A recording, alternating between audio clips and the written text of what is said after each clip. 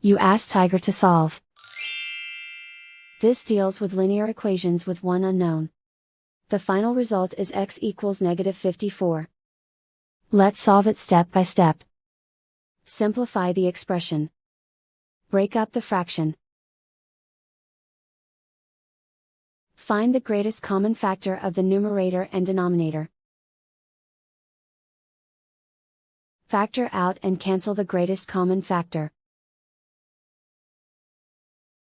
Group all constants on the right side of the equation.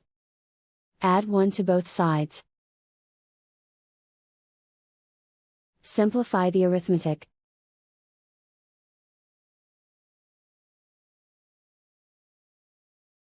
Isolate the x.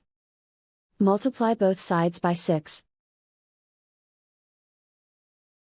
Group like terms. Multiply the coefficients. Simplify the fraction. Simplify the arithmetic. And so the final result is x equals -54.